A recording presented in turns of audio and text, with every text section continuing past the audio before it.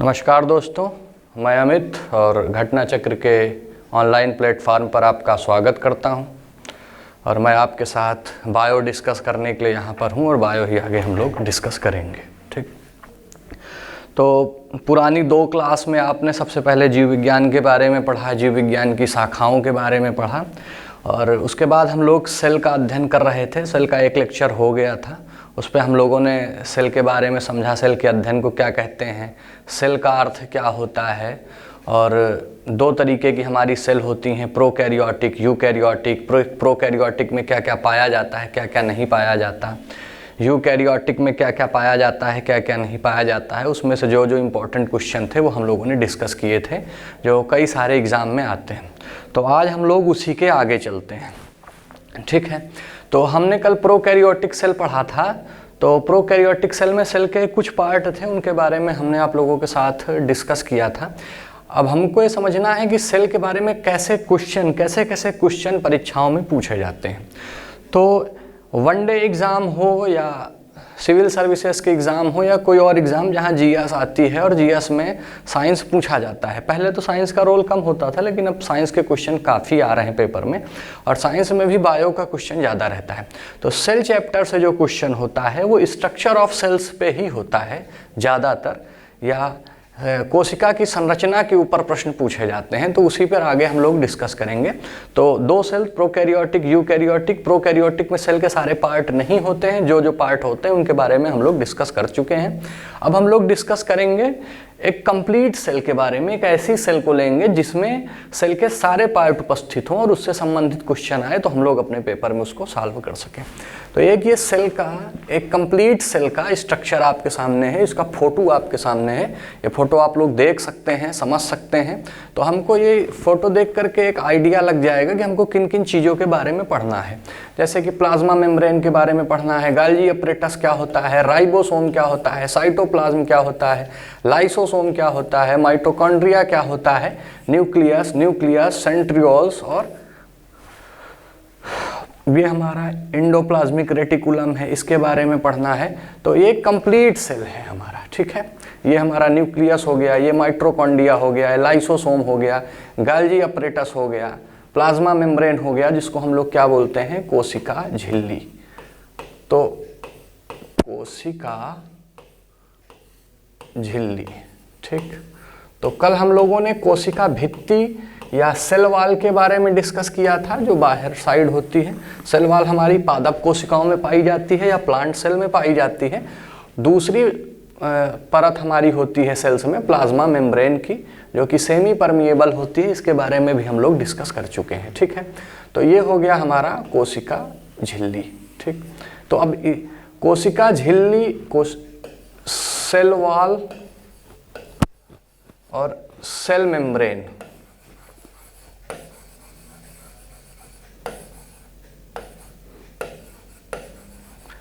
Cell wall और cell membrane, इन दोनों के बारे में हम लोग पिछली क्लास में पढ़ चुके हैं।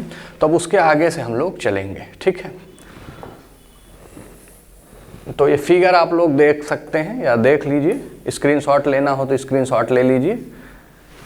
ये ओवरऑल, हालांकि फिगर से ऐसा क्वेश्चन आता नहीं है पेपर में, ये आपका 9th 10th में फिगर उगर बनाने के लिए आता था। अब तो सीधा क्वेश्चन आएगा, क्वेश्चन का हमें जवाब देना पड़ेगा। लेकिन चीज़ों को जो ग्रास्प करने की क्षमता होती है वो फिगर से ज़्यादा अच्छी हो जाती है। फिगर से हम चीज़ों को आसानी से समझ सकते हैं। अब ये फिगर हमारे दिमाग में आ गया, इस पर क्या है, ये माइटोकॉन्ड्रिया है। हो सकता है पेपर को कुछ ऐसा टफ करने के लिए एक आध फिगर आपको दे दे, या कोई नए तरीके का एग्जामिनर आए, नए तरीके का क्वेश्चन दे दे और ये आपको पहुंचा दे, ये फिगर दे दे, उसमें बोल दे ये कौन सा है, इसको क्या बोलते हैं, इस टाइप की संरचना को क्या बोलते हैं, इसको क्या बोलते हैं, इस तरीके का कुछ भी। लेकिन इसकी संभावना ना के बराबर है। ऐसे क्वेश्चन आज तक पूछे नहीं गए हैं और पूछे जाने का भी चांस बहुत कम है। फिर भी इसको देखना चाहें, इसका फोटो लेना चाहें तो ले सकते हैं। ठीक, अब इसके बारे में एक एक चीज़ के बारे में, इसके जितने पार्ट हैं, इसके स्ट्रक्चर, इसके बारे में एक एक करके हम लोग आगे डिस्कस करेंगे।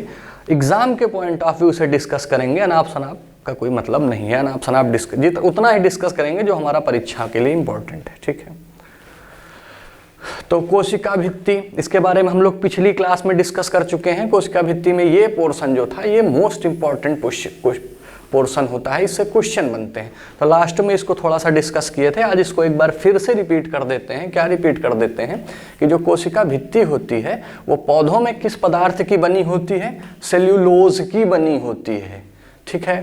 फंगस में किसकी बनी होती है? काइटिन की। कुछ भाई लोग इसको चिटिन बोलते हैं, तो चिटिन नहीं है, वो काइटिन है, ठीक है। बैक्टीरिया में किसकी बनी होती है? पेक्टिन की बनी होती है। पेक्टिन हमारा किस चीज़ का बना होता है? अब पेक्टिन नाम सुन के तो दिमाग खराब हो गया होगा कि पेक्टिन क्या है, पहले सुने होंगे पेक्टिन, फिर भी पेक्टिन को ऐसा समझते हैं कि प्रोटीन प्लस कार्बोहाइड्रेट पेक्टिन। तो हमें ये नहीं क्वेश्चन पूछेगा कि पेक्टिन किससे बना हुआ होता है, क्वेश्चन उसका सिर्फ ये आएगा कि कोशिका भित्ति पौधों में बनी होती है किस पदार्थ की? सेलुलोज की। फंगस में काइटिन की और बैक्टीरिया में पेक्टिन की, ठीक है। इतना ही क्वेश्चन रहेगा। प्रकृति पारगम में होती है, इसका कार्य क्या है? सुरक्षा। इस बारे में हम लोग पिछली क्लास में डिस्कस कर चुके थे, ठीक। और ये हमारा पाया कहाँ जाता है? ये पौधों में पाया जाता है, ठीक ठीक। इसके बाद कोशिका भित्ति के बाद हमारा था कोशिका झिल्ली। कोशिका झिल्ली के बारे में हम लोग पिछली क्लास में डिस्कस कर चुके हैं। कोशिका झिल्ली एक रिवीजन कर लेते हैं। कोशिका झिल्ली क्या होती है? जैसे कि ये हमारा सेल्स है, और अगर एक एनिमल सेल ले लेते हैं या जंतु कोशिका ले लेते हैं, तो उसकी सबसे बाहरी परत जिसके अंदर सेल के सारी माइटोकॉन्ड्रिया पड़ा रहेगा, लाइसोसोम पड़ा रहेगा, गाल्जिकाए पड़ा रहेगा, सब इसी के अंदर पड़ा रहेगा, और ये अर्धपारगम में होती है, सेमी परमिएबल होती है कोशिका झिल्ली। तो हम लोग अब सीधा पहुंचते हैं तारक काय पे या सेंट्रोसोम पे, ठीक है। इसको मिटा देते हैं। तो जो हमारा तारक काय है या सेंट्रोसोम, ये तारक काय है और इसको इंग्लिश में बोलते हैं सेंट्रोसोम। तो जो लोग इंग्लिश में पढ़ते हो उनके लिए भी क्लास उतनी ही इम्पॉर्टेंट है या उतनी ही समझने योग्य है जितनी हिंदी भाषा वालों के लिए, क्योंकि तारक काय हिंदी के लिए ठीक है, जो इंग्लिश में पढ़ रहे हैं वो उनके लिए सेंट्रोसोम है, वो सेंट्रोसोम से समझ लें, बाकी डिस्क्रिप्शन जो है वो समझने में कोई दिक्कत नहीं होगी, ठीक है। तो सेंट्रोसोम पे पहला क्वेश्चन क्या बनता है? सेंट्रोसोम पे पहला क्वेश्चन बनता है कि इसके खोजकर्ता कौन थे। तो ये हमको याद रखना है, खोजकर्ता इनके कौन थे? बोबेरी। बोबेरी, बोरबरी नहीं है, बोरबरी केमिस्ट्री में है, बोबेरी। तो कंफ्यूज नहीं होना है बोबेरी से और बोरबरी से। बोरबरी ये दोनों अलग अलग हैं, ठीक है। बोबेरी अलग हैं, बोरबरी अलग हैं। दोनों के खोजकर्ता, सेंट्रोसोम के खोजकर्ता बोबेरी, इनके बोरबरी, ठीक है। ये कैसा होता है, कहाँ पर होता है? तो सेंट्रोसोम या तारक काय हमारा एक गोलाकार रचना होती है, ठीक है, इस टाइप की, ठीक। और केंद्रक की बाहरी सतह पर, जैसे ये हमारा केंद्रक है, तो केंद्रक की बाहरी सतह पर मध्य में स्थित होती है। तो हमने क्या समझा तारक काय को? तारक काय को या सेंट्रोसोम को हम लोग, अब केंद्रक क्या होता है, केंद्रक के बारे में आगे पढ़ेंगे, जैसे जैसे इसको डिस्कस करते चले जाएंगे सेल्स के पार्ट को, तो आगे हम लोग पढ़ेंगे केंद्रक के बारे में, ठीक है। तो ये पार्ट जो होता है यहाँ पर, ये हमारा क्या होता है? सेंट्रोसोम। अब सेंट्रोसोम का कार्य क्या होता है?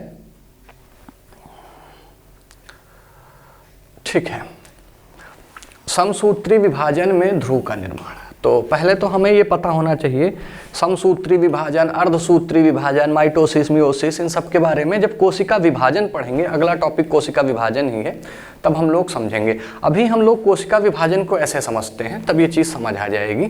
मान लीजिए ये हमारी सेल्स है, ठीक, कोई सेल्स है, ये टूट गई, टूटने के बाद ये ऐसे हो गई और ये ऐसे हो गई। ये क्या हो गया? ये हमारी सेल्स थी, सेल थी, ये टूट करके ये पार्ट में बन गई, ठीक। अब ये टूट गई, टूट करके दो हो गई, ठीक। लेकिन दरअसल ये लिविंग थिंग्स है, अरे लिविंग है, जीवित कोशिका है, तो ये सेल्स जो है थोड़े दिन में बढ़ करके ऐसे हो जाएगी, ये। तो इसको हम लोग क्या बोलेंगे?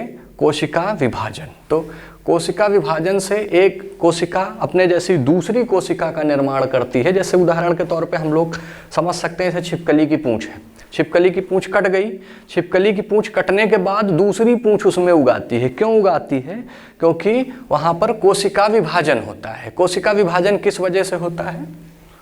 कोशिका विभाजन के लिए उत्तरदायी क्या है? सेंट्रोसोम या तारक काय। ठीक है, कोशिका विभाजन कहाँ पर होगा? जहाँ पर हमारा सेंट्रोसोम होगा। जैसे हम लोग अपने मस्तिष्क के बारे में पढ़ते हैं, पिछली क्लास में हमने पढ़ाया था, न्यूरॉन के बारे में पढ़ाया था। तो ये जो सेंट्रोसोम होता है, सेंट्रोसोम, इसमें क्या होता है? कोशिका विभाजन। ये कार्य क्या करता है? इसका कार्य होता है कोशिका विभाजन। तो जहाँ पर भी सेंट्रोसोम हमारा ज़्यादा रहेगा, सेंट्रोसोम एक्टिव रहेगा, जैसे छोटे बच्चों में देखिए, उनके में चोट फोट लगी, कहीं पर भी कोई चोट लगी, तो उनकी चोट जो है एक बड़े आदमी की चोट की अपेक्षा बहुत जल्दी भर जाती है, उसमें रिकवरी ज़्यादा होती है। कभी वो बिस्तर से गिरे, चोट लगी, कभी वो इधर उधर ढनक गए, लुटक गए, कुछ भी हो गया उनके साथ, गिरे पड़े, तो उस पर क्या होता है कि वो हमारा, उनकी चोट भरी कैसे? वो सेंट्रोसोम की वजह से भर गई। कोई डायबिटीज़ का पेशेंट है, उसका ऑपरेशन होना है, तो या डायबिटीज़ का पेशेंट नहीं है, सपोज दैट आपको कोई ऑपरेशन कराना है या किसी और मरीज का किसी भी तरीके का ऑपरेशन करना है, तो डॉक्टर क्या करता है? उसकी डायबिटीज़ की जाँच करता है। डायबिटीज़ की जाँच क्यों करता है? क्योंकि अगर डायबिटीज़ रहेगी, डायबिटीज़ बढ़ी रहेगी, तो जो सेंट्रोसोम होंगे इनकी एक्टिविटी कम रहेगी या सेंट्रोसोम कम रहेंगे। तो कम होने से क्या होगा? कोशिका विभाजन बहुत धीमे होगा, बहुत कम होगा या नहीं ही होगा, तो उन घावों को भरने में दिक्कत होती है। और जो सेंट्रोसोम, कैंसर जैसी बीमारी का कारण क्या है? सेंट्रोसोम। कैंसर कोई एक्स्ट्रा चीज़ तो है नहीं। होता क्या है कि कोशिका विभाजन बहुत तेज़ी से होने लगता है, बहुत सारी अवांछित कोशिकाएं बनने लगती हैं जिनकी हमको ज़रूरत नहीं होती है, कहीं पर ट्यूमर बन जाता है, कुछ बन जाता है, तो वो किस वजह से होता है? सेंट्रोसोम के कारण। अनकंट्रोल्ड सेल डिवीजन होने लगता है। जब अनकंट्रोल्ड सेल डिवीजन होता है, अनकंट्रोल्ड सेल डिवीजन क्यों होता है? तारक काय के कारण होता है या सेंट्रोसोम के कारण होता है। सब लीवर, कभी कभी आप लोगों ने सुना होगा कि अभी एक पेपर में चल रहा था कि किसी बेटी ने अपने पिता को लीवर दे करके अपने पिता की जान बचाई। पिता शराबी थे, लीवर उवर अपना ख़राब कर चुके थे, तो बेटी ने अपना लीवर दिया। तो अब सवाल ये उठता है कि लीवर देने के बाद तो बेटी की मृत्यु हो जाएगी, खाली बाप ही जिंदा रहेगा। ऐसा नहीं होता है। लीवर में सेंट्रोसोम बहुत एक्टिव होता है या ज़्यादा होता है, इस वजह से लीवर में कोशिका विभाजन बहुत तेज़ी से होता है या कोशिका विभाजन की स्थिति अच्छी होती है। तो जो डोनर है उसने अपना लीवर दिया, उसका लीवर कोशिका विभाजन के कारण धीरे धीरे पहले जैसी स्थिति में आ जाएगा। कभी कभी लोगों के चाकू लगता है, लीवर पे लगता है, अगर हल्का सा फाड़ के चला गया या कोई ऐसी चोट लग गई जो लीवर पे लगी, तो उसको लीवर धीरे धीरे सही कर लेता है। लेकिन मस्तिष्क में क्या होता है? न्यूरॉन्स जो होते हैं या हमारे मस्तिष्क पे लगी हुई चोट वो रिकवर नहीं हो पाती, आसानी से रिकवर नहीं हो पाती। क्यों नहीं हो पाती? क्योंकि वहाँ पर सेंट्रोसोम होता नहीं है। अब सवाल उठता है कि जब मस्तिष्क में सेंट्रोसोम होता नहीं है, कोशिका विभाजन होता नहीं है, नई कोशिकाएं बनती नहीं हैं, तो मस्तिष्क पे कैंसर कैसे हो जाता है? तो मस्तिष्क पे कैंसर नहीं होता, मस्तिष्क पे ट्यूमर होता है। वो इनके कारण नहीं होता है, वो होता है वो करीब 10% उसमें गिलियल सेल होती हैं। जो हमारा मस्तिष्क बना होता है वो 90% न्यूरॉन और 10% गिलियल सेल से बना होता है। तो इन गिलियल सेल में सेंट्रोसोम पाया जाता है। तो इस पे सेंट्रोसोम पाने के कारण, ये जो 10% गिलियल सेल है, इस पे सेंट्रोसोम पाने के कारण अनकंट्रोल्ड सेल डिवीजन या बिना नियंत्रण के कोशिका विभाजन होने लगता है। तो इनकी वजह से मस्तिष्क पे ट्यूमर बन जाता है। ठीक है, ये ट्यूमर मस्तिष्क पे। तो हमने क्या समझा कि इनका मुख्य कार्य क्या होता है? कोशिका विभाजन। कोशिका विभाजन को हम ऐसे समझते हैं, ये हमारी सेल्स है, ये टूट गई, टूटने के बाद ये 2 सेल्स में बटी। अब ये 2 सेल्स बटने के बाद ये एक अपने पहले जैसी सेल्स पे आ गए। वैसा नहीं कि हम इस पेन को तोड़ दें और फिर बोल दें कि भैया ये तो बड़ा नहीं हो रहा है, तो ये नहीं होगा। जो जीवित कोशिकाएं होती हैं उनकी बात होती है। जैसे कोई बेटा है, बेटा अपनी माँ के सेल डिवीज़न से पैदा होता है, कुछ दिन बाद बेटा माँ से बड़ा हो जाता है, माँ के बराबर हो जाता है, वो दूसरी चीज़ है। ठीक है, तो कोशिका विभाजन को हम इस तरीके से समझ सकते हैं। गैंडे की चमड़ी, गैंडे की खाल, लोग बोलते हैं कि अरे वो हद दर्जे का बेशरम है, गैंडे की चमड़ी है, उसके ऊपर कोई फर्क नहीं पड़ेगा। ऐसा नहीं है, गैंडे की चमड़ी काट दीजिए। सेंट्रोसोम के कारण या तारक काय के कारण सेल डिवीज़न बहुत तेज़ी से होता है, गैंडे की चमड़ी रिकवर हो जाती है। ठीक है, तो हमने क्या समझा? तारक काय क्या होते हैं? बोवेरी इनके खोजकर्ता थे। ये गोलाकार रचना होती है, केंद्रक के बाहरी सतह पर मध्य में होती है और कार्य समसूत्री विभाजन में ध्रुव का निर्माण। तो ये थोड़ा समझने में अगर दिक्कत हो तो हमको ये समझना है कि तारक काय जो होता है वो कोशिका विभाजन में सहायता करता है। कोशिका विभाजन में सहायता करने से क्या फायदा होता है, कई सारी हमारी चोट भर जाती हैं और नुकसान क्या होता है कि कैंसर जैसी बीमारियां हो जाती हैं। तो उन्हीं को डॉक्टर कीमोथेरेपी करके जो अनकंट्रोल्ड सेल डिवीज़न के कारण बनी हुई अवांछित कोशिकाएं हैं उनको नष्ट करते हैं। और मुख्य रूप से जंतु कोशिकाओं तथा कुछ पादप कोशिकाओं में पाई जाती है। ठीक है, जंतु में तो पाई ही जाती है। कैसे पाई जाती है भाई, जंतु में कैंसर होता है। कैंसर कैसे होता है, सेंट्रोसोम की अधिकता से होता है, सेंट्रोसोम की एक्स्ट्रा एक्टिविटी से होता है। तो जब हमारे सेल्स में सेंट्रोसोम बहुत एक्टिव हो जाता है, अवांछित कोशिकाएं पैदा करने लगता है, तब कैंसर जैसी बीमारी पैदा होती है। ठीक है, कुछ पादप कोशिकाओं में पाई जाती है। पादप कोशिका कौन कौन सी हैं, जैसे शैवाल और कवक। ठीक है, किस चीज़ से बना होता है, सेंट्रियोल से बना होता है। सेंट्रियोल के चारों तरफ भरे हुए द्रव को क्या कहते हैं, सेंट्रोस्फियर कहते हैं। ठीक है, तो हम तारक काय के बारे में समझ लिए। इसका स्क्रीनशॉट लेना हो तो स्क्रीनशॉट आप लोग ले सकते हैं। और ये एकदम मोस्ट इम्पॉर्टेंट टॉप पॉइंट है जो आपके एग्ज़ाम के लिए इम्पॉर्टेंट है। इसको आप लेना चाहें तो ले सकते हैं। ठीक है, स्क्रीनशॉट इसका ले लीजिए। ठीक है,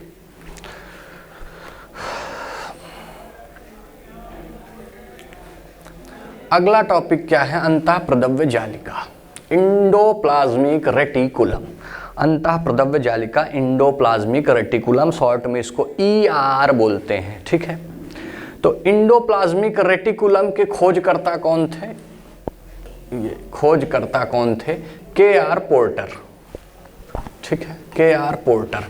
अच्छा, अंतःप्रदव्य जालिका का काम क्या होता है, मान लीजिए हम इस कमरे में बैठे हैं। ठीक है, और अगर इस पे सपोर्ट ना होता या कई सारे लोग बैठे हैं, ठीक है, इस पे कॉलम ना दिया गया होता, बीम ना दिया गया होता, इस पे दीवार ना होती, ये भड़बड़ा के चला आता, हम इसमें दब के खत्म हो चुके होते। तो इंडोप्लाज्मिक रेटिकुलम क्या होता है, सेल के अंदर भरा हुआ होता है, जिससे कि सेल हमारी पचकती नहीं है। सारे जो जितने सेल के पार्ट हैं, माइटोकॉन्ड्रिया है, गाल्जी का है, इनके सबके लिए एक स्थान प्रदान करती है। ठीक है, जैसे ये हमारी सेल है, ये पूरे में भरा हुआ है, तो इसको पचकने नहीं देती, नहीं पचक के सारी चीज़ें खत्म हो गई। ये न्यूक्लियस है, ये माइटोकॉन्ड्रिया है, ये सारी चीज़ें, ये एक तरीके से कंकाल का काम करती है, अंतःप्रदव्य जालिका या इंडोप्लाज्मिक रेटिकुलम। ठीक, इनका कार्य क्या होता है देखते हैं। खोजकर्ता हमें याद करना है KR पोर्टर, और ये RBC में अनुपस्थित होती हैं, मतलब जो हमारी रेड ब्लड सेल्स हैं उस पे अंतःप्रदव्य जालिका नहीं पाई जाती, या RBC में ER नहीं होता है, ये ER हमारा अब्सेंट होता है। बैक्टीरिया में अनुपस्थित होती है, बैक्टीरिया में नहीं होती है। ठीक है, इसके बारे में पिछले पढ़ा था कि इंडोप्लाज्मिक रेटिकुलम बैक्टीरिया में नहीं होती है। तो इससे क्या पता चला कि ER हमारा प्रोकैरियोटिक सेल्स में नहीं पाई जाती, प्रोकैरियोटिक कोशिकाओं में इंडोप्लाज्मिक रेटिकुलम नहीं पाया जाता। क्योंकि प्रोकैरियोटिक का एग्जाम्पल क्या था, बैक्टीरिया, साइनोबैक्टीरिया, आर्किया, PPLO, पिछली क्लास में हमने पढ़ा था। इसके अलावा सारी सेल्स, सारी कोशिकाएं यूकैरियोटिक हैं। ठीक, अब अंतःप्रदव्य जालिका बनी किस चीज की होती है, तो वो बनी होती है लाइपोप्रोटीन की, लाइपोप्रोटीन की दोहरी झिल्ली से बनी होती है। ठीक है, दोहरी झिल्ली से नहीं बनी होगी तो नष्ट हो जाएगी, उसका अस्तित्व खत्म हो जाएगा। तो इसलिए लाइपोप्रोटीन की दोहरी झिल्ली से बनी होती है। कार्य क्या होता है, वसाओं और प्रोटीन का संचरण करना है, जो विभिन्न झिल्लियों का निर्माण करते हैं। एक तरीके से जो भी पोषक पदार्थ हैं, खासकर फैट और प्रोटीन, फैट और प्रोटीन, इनका संचरण करना है। क्योंकि हमारे सेल डिवीजन के लिए सबसे ज़्यादा क्या इंपॉर्टेंट है, प्रोटीन इंपॉर्टेंट है, बिना प्रोटीन तो कुछ होगा नहीं। अब इंडोप्लाज्मिक रेटिकुलम दो तरीके का होता है। कैसा होता है, जैसे ये है, एक पार्ट होता है स्मूथ,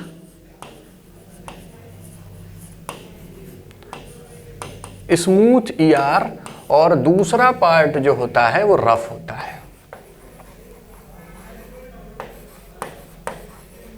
पुराने फिगर में आपने उसको देखा होगा जब हमने पहले फिगर लगाया था।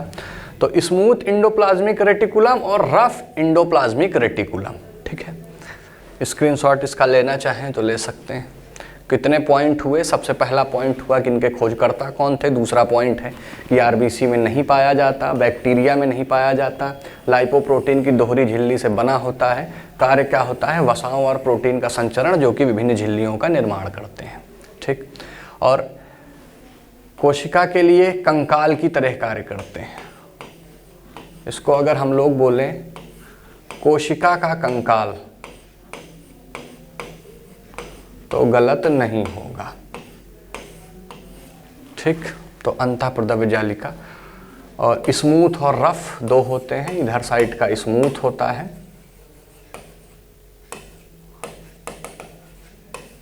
ये हमारा क्या होता है? रफ होता है, ठीक। तो ये समझ आ गया होगा आप लोगों को। इसमें इतना ही पूछेगा अंतःप्रदव्य जालिका के बारे में, इस पे बहुत क्वेश्चन नहीं बनता। अगला क्या है? राइबोसोम। राइबोसोम के बारे में हम लोगों ने प्रोकैरियोटिक सेल्स में डिस्कस किया था या नहीं किया था, छोड़िए। राइबोसोम हमारी प्रोकैरियोटिक और यूकैरियोटिक दोनों में पाई जाती है। तो यहाँ सबसे पहले राइबोसोम को शुरू करने से पहले मैं आपको एक क्लियर कर दूं कि राइबोसोम हमारा दोनों जगह पाया जाता है। कहाँ कहाँ? दोनों जगह। प्रोकैरियोटिक और यूकैरियोटिक दोनों में पाया जाता है, बस दोनों में अलग अलग टाइप का पाया जाता है। प्रोकैरियोटिक में किस तरीके का होता है? 70S टाइप का या 70S, और यूकैरियोटिक में 80S राइबोसोम, ठीक। तो ये क्वेश्चन पूछ सकता है कि प्रोकैरियोटिक सेल्स में राइबोसोम किस टाइप का होता है। तो 70S 80S। 70S भाई वो प्रिमिटिव स्टेज में होती है, पहले की स्टेज में होती है, प्रोकैरियोटिक होती है। तो 70 पहले आता है, 80 बाद में आता है। आप इस तरीके से याद रख सकते हैं, ठीक।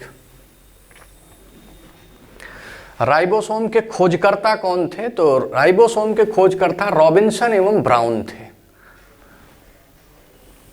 इन्होंने पादप कोशिका में इसकी खोज की थी और जी पैलाडे ये जंतु कोशिका में इनकी खोज किए थे। तो राइबोसोम के खोजकर्ता रॉबिन्सन एवं ब्राउन, इन्होंने पादप कोशिका में खोज की थी। जी पैलाडे इन्होंने जंतु कोशिका में की थी। राइबोसोम का जो निर्माण होता है वो कैसे होता है? तो राइबोसोम का निर्माण आरएनए प्लस प्रोटीन के द्वारा होता है। प्रोटीन हमारे क्या होते हैं? अमीनो एसिड होते हैं।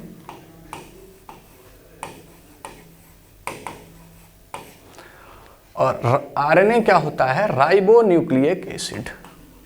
डीएनए आरएनए के बारे में आप लोगों ने सुना होगा, अभी इसका फुल फॉर्म समझते हैं और आगे इसके बारे में डिस्कस करते हैं। Ribonucleic acid. तो डीएनए आरएनए के बारे में जब एक्सप्लेन करेंगे, इसी चैप्टर में है डीएनए आरएनए के।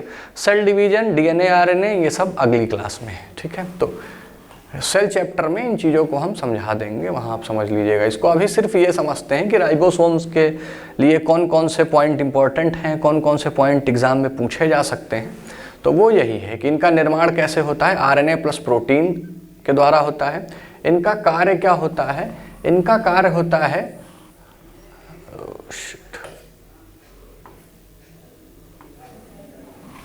उसको मिटा देते हैं। प्रोटीन संश्लेषण के लिए उपर्युक्त स्थान, ठीक है। प्रोटीन संश्लेषण के लिए उपर्युक्त नहीं है, उपयुक्त है, ठीक है।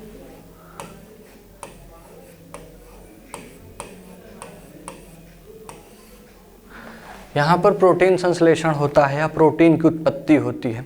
भाई प्रोटीन बहुत जरूरी है हमारे शरीर के लिए, तो वो काम सेल्स में कौन करता है? राइबोसोम करता है। और क्वेश्चन जो आता है ये आपको याद रखना है कि राइबोसोम या प्रोटीन की फैक्ट्री भी कहलाता है। नोट, ये पॉइंट आपका नोट करने लायक है। प्रोटीन की फैक्ट्री भी कहलाता है राइबोसोम। एक चीज़ और समझते हैं कि राइबोसोम हमारा 2 सब यूनिट से मिलकर बना होता है, और जो दोनों सब यूनिट होती हैं वो किसके द्वारा एक दूसरे से जुड़ी हुई होती हैं? राइबोसोम हमारा, ये क्वेश्चन पूछा जाता है, Mg++ के द्वारा अपनी 2 सब यूनिट से जुड़ी होती है। राइबोसोम हमारा 2 सब यूनिट के द्वारा बना होता है, और ये दोनों सब यूनिट Mg++ के द्वारा जुड़ी हुई होती है। तो इसको आप लोग नोट करना चाहें तो नोट कर लें, और स्क्रीनशॉट लेना चाहें तो स्क्रीनशॉट ले लें। ठीक है।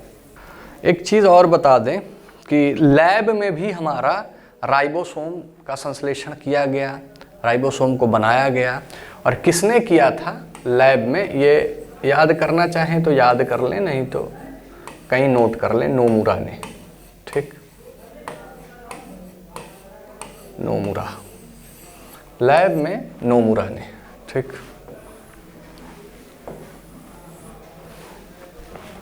तो किसी को कोई दिक्कत? हम लोग सेल के बारे में पढ़ रहे हैं, स्क्रीनशॉट लेते चलिए और नोट्स बनाते चलिए। ये मेरा दावा है कि आप पेपर उठाएंगे लास्ट में, जब भी आपका पेपर होगा यूपी सिपाही का या कोई और वनडे एग्ज़ाम का। कोर्स जो है वो सिपाही ओरिएंटेड चल रहा है, इम्पॉर्टेंट ये लगभग हर एग्ज़ाम के लिए है। तो आप इस नोट से मिला लीजिएगा अपने पेपर में, आपको एक एक क्वेश्चन मिलेगा बायो का, इसके बाहर का नहीं मिलेगा। पुराने पेपर सॉल्व करते रहिए। ठीक है, अगले टॉपिक पे चलते हैं। माइटोकॉन्ड्रिया। ठीक है, माइटोकॉन्ड्रिया। ठीक, नाम तो बहुत सुना होगा आप लोगों ने, माइटोकॉन्ड्रिया। ठीक, 9th-10th में ये टॉपिक खूब पढ़ाया जाता था, मेरे ख्याल से ये 10th में है सेल के बारे में, या 9th या 10th में, हाँ 10th में। ठीक, बड़ा फिगर उगर बनाने के लिए आता था, लोग बनाते थे, करते थे। अब वो चीज़ हम लोग तब किस तरह पढ़ते हैं, यहाँ किस तरह पढ़ते हैं, उस वक्त हम पढ़ते हैं डिस्क्रिप्टिव के हिसाब से। यहाँ पर हम लोग पढ़ते हैं कि कौन कौन सा क्वेश्चन हमारा पेपर में आने लायक है, उसके हिसाब से पढ़ते हैं। ठीक है, तो माइटोकॉन्ड्रिया का एक बार फिगर आप लोग देखना चाहें तो देख सकते हैं, बहुत देखे होंगे, बहुत बनाए होंगे। ये माइटोकॉन्ड्रिया का फिगर है। इस पे क्या होता है, न्यूट्रिएंट एंड ऑक्सीजन यहाँ है, एटीपी का सिंथेस यहाँ हो रहा है, ये हमारे ग्रेन्यूल्स हैं, डीएनए है, यहीं पर राइबोसोम भी पाया जा रहा है, एटीपी है, फ्री रेडिकल्स हैं। ठीक, तो फिगर एक बार देख लीजिए। अच्छा, अब शुरू करते हैं। पहला क्वेश्चन जो माइटोकॉन्ड्रिया से पूछा जाने लायक रहता है वो क्या होता है कि माइटोकॉन्ड्रिया के खोजकर्ता कौन थे। तो खोजकर्ता अल्टमैन थे, अल्टमैन। माइटोकॉन्ड्रिया का दूसरा नाम क्या है, पावर हाउस ऑफ सेल्स, कोशिका का पावर हाउस। माइटोकॉन्ड्रिया हमारा कोशिका का पावर हाउस कहलाता है। इसका नामकरण जो किया था, नामकरण इसका बेंडा ने किया था। इसके इतिहास के बारे में बहुत ज़्यादा अंदर जाने की ज़रूरत नहीं है, बस हमको ये समझना है कि माइटोकॉन्ड्रिया के खोजकर्ता कौन थे, अल्टमैन, कोशिका का पावर हाउस, नामकरण बेंडा। और माइटोकॉन्ड्रिया करता क्या है, कोशिका का श्वसन स्थल। सबसे इम्पॉर्टेंट चीज़, हमें ज़िंदा रहने के लिए क्या चाहिए, ऑक्सीजन चाहिए। हमें सांस नहीं मिलेगी तो हमारा काम ख़त्म हो जाएगा। कोरोना में इतने लोग सांस की वजह से ही चले गए, डूबने में लोग सांस की वजह से चले गए। आदमी मरा नहीं कि कहा गया इनकी सांसें थम गईं। तो हमें ज़िंदा रहने के लिए क्या ज़रूरी है, ऑक्सीजन ज़रूरी है। हमारा शरीर जो है वो कई सारी सेल्स से मिल कर के बना है। हम जिंदा तब रहेंगे जब हमारी सेल्स जिंदा रहेंगी। सेल्स जिंदा कब रहेंगी, जब सेल्स को ऑक्सीजन मिलती रहेगी। तो सेल्स में ऑक्सीजन कौन पैदा करता है या सेल्स की ऑक्सीजन की आपूर्ति कौन करता है, वो हमारा माइटोकॉन्ड्रिया करता है। जैसे मान लीजिए हम दौड़ना शुरू करते हैं, दौड़ते दौड़ते क्या होता है कि कभी कभी आप लोगों ने सुना होगा कि सिपाही की रेस है, दरोगा की रेस है, या कुछ और वैकेंसी की तैयारी कर रहे हैं, आर्मी की रेस है, कुछ भी है। दौड़ते दौड़ते कुछ लोग ख़त्म हो जाते हैं, मर जाते हैं। कैसे ख़त्म हो जाते हैं कि उनका हार्ट बीट बहुत बढ़ जाती है, या फिर उनके शरीर में ऑक्सीजन की कमी हो जाती है। उनका लंग्स और हार्ट दोनों प्रॉपर रूप से फंक्शन नहीं कर पाते हैं। तो इसमें भी मूल वजह क्या रहती है कि उनके शरीर में ऑक्सीजन की सप्लाई नहीं हो पाती है। होता क्या है कि हमारी सेल्स को ज़िंदा रखने के लिए ऑक्सीजन की ज़रूरत होती है, और ऑक्सीजन सेल्स को किसके द्वारा मिलती है, माइटोकॉन्ड्रिया के द्वारा मिलती है।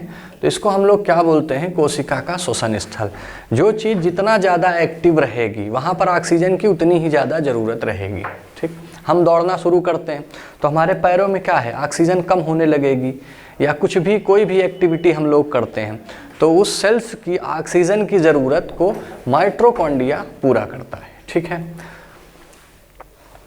ऊर्जा युक्त कार्बनिक पदार्थों का ऑक्सीकरण यहीं पर होता है। ठीक है, कार्बनिक पदार्थों का ऑक्सीडेशन यहीं पर होता है।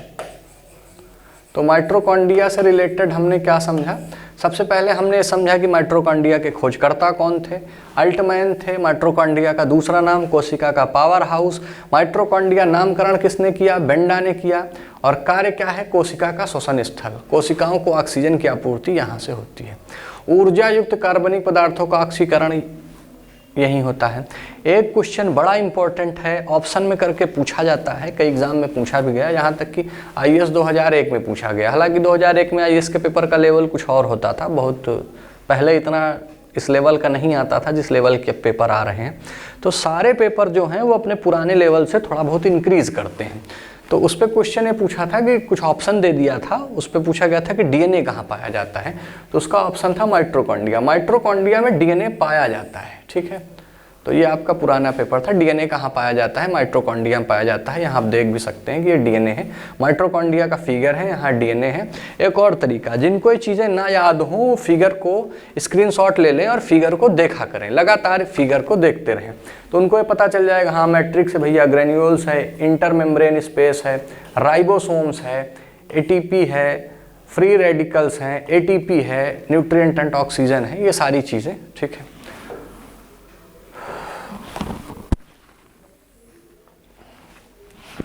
तो स्क्रीनशॉट इसका लेना चाहें ले सकते हैं।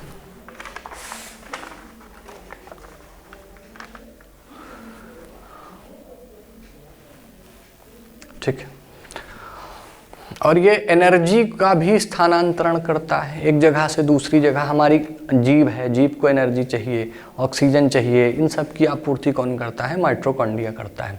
तो माइटोकॉन्ड्रिया में जो ऊर्जा का स्थानांतरण होता है वो एडीपी से एटीपी के द्वारा होता है, ठीक। ऊर्जा का स्थानांतरण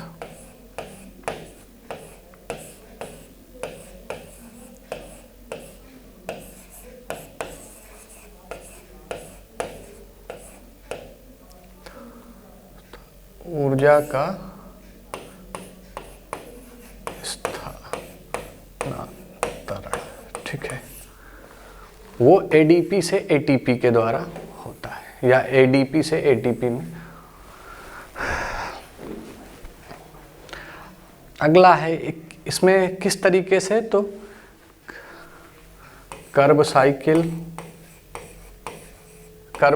के बारे में अभी आप लोग पढ़ेंगे। इलेक्ट्रॉन अभिगमन तंत्र,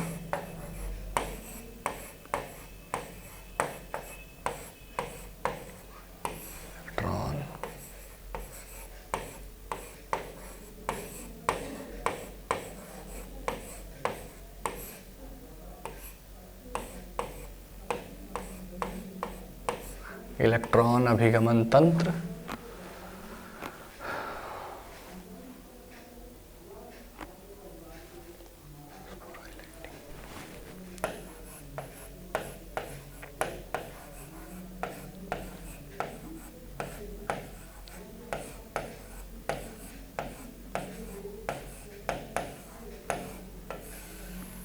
तो जो ऊर्जा का स्थानांतरण होता है माइटोकॉन्ड्रिया में वो किन चरणों में होता है? वो इन 3 चरणों में होता है, कर्ब साइकिल, इलेक्ट्रॉन अभिगमन तंत्र और फास्फोराइलेटिंग के द्वारा होता है। ये 3 चक्र से हमारा को गुजरना पड़ता है, ठीक।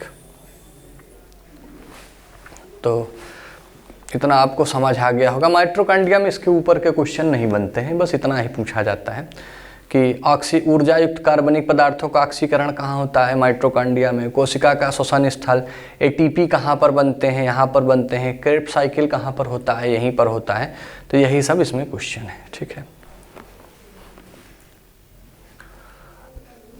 अगला क्वेश्चन है हमारा गाल्जी का है या गाल्जी बॉडी, ठीक। इनके खोजकर्ता कौन थे? Camillo Golgi. कैमिलो गाल्जी कहाँ के थे? इटली के थे, जहाँ की सोनिया गांधी हैं। तो कैमिलो गाल्जी इटली के थे। इसका दूसरा नाम लाइपोकॉन्ड्रिया है, ठीक। कहाँ कहाँ पाया जाता है? सभी जीवधारियों की कोशिकाओं में पाया जाता है, ठीक है, मतलब हमारी कोशिकाओं में पाया जाता है, हम भी जीवधारी हैं। नीले हरे शैवाल, जीवाणु एवं माइकोर शब्द गलत लिखा है, ये माइकोप्लाज्मा होना चाहिए। इसको ऐसे समझते हैं, माइकोप्लाज्मा।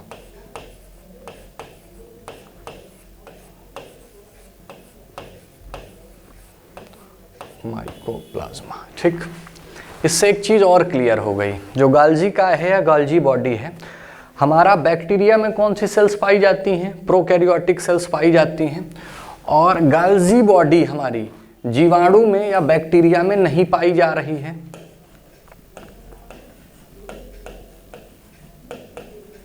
बैक्टीरिया में जीवाणु या जीवाणु में बैक्टीरिया में गाल्जी बॉडी या गाल्जी काय नहीं पाया जा रहा है। इसका मतलब गाल्जी काय प्रोकैरियोटिक सेल्स में नहीं पाई जाएगी। माइकोप्लाज्मा ये भी बैक्टीरिया है, जीवाणु तो बैक्टीरिया है ही है। ब्लू ग्रीन एल्गाई जिसका दूसरा नाम था साइनोबैक्टीरिया, तो यहाँ पर ये नहीं पाई जाती। इसका मतलब गाल्जी काय या गाल्जी बॉडी हमारी प्रोकैरियोटिक सेल्स में नहीं पाई जाती। और कहाँ पर पाई जाती है?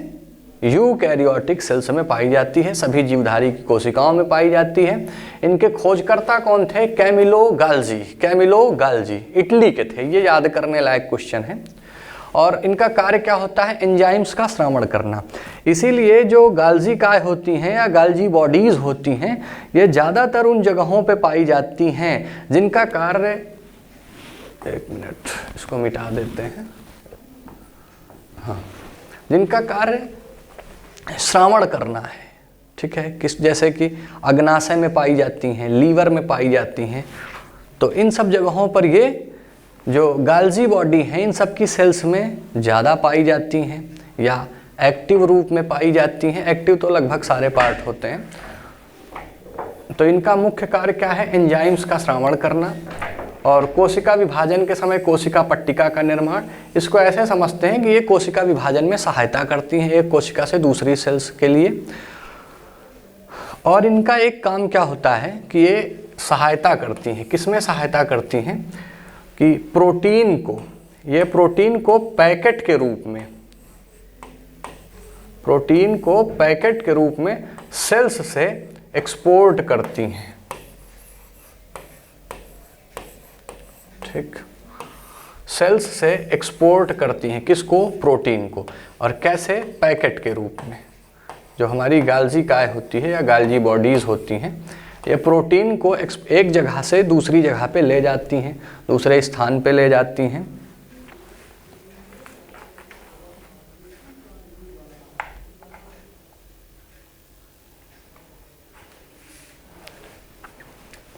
ठीक है, तो हमने गाल्जी काय के बारे में क्या क्या समझा? गाल्जी काय के खोजकर्ता के बारे में कैमिलो गाल्जी थे, इटली के थे। लाइपोकॉन्ड्रिया इनका दूसरा नाम है, पौधों में कहा जाता है। सभी जीवधारी की कोशिकाओं में पाया जाता है। नीले हरे शैवाल, जीवाणु, माइकोप्लाज्मा को छोड़ करके इसको ऐसे समझ सकते हैं कि सारी यूकैरियोटिक सेल में पाया जाता है, प्रोकैरियोटिक में नहीं पाया जाता। इनका काम क्या होता है? एंजाइम्स का श्रावण करना, कोशिका विभाजन के समय कोशिका पट्टिका का निर्माण करना। सबसे मुख्य काम क्या होता है? प्रोटीन का स्थानांतरण, प्रोटीन को पैकेट के रूप में एक सेल से एक्सपोर्ट करना, सेल को एक जगह से दूसरी जगह ले जाना, ठीक है। तो आज के लिए यहीं पर बस करते हैं और स्क्रीनशॉट लेना चाहें आप लोग ले सकते हैं। कल इसके आगे से हम लोग गाल्जी का या गाल्जी बॉडीज़ के आगे से मिलेंगे, फिर इसको शुरू करेंगे। धन्यवाद।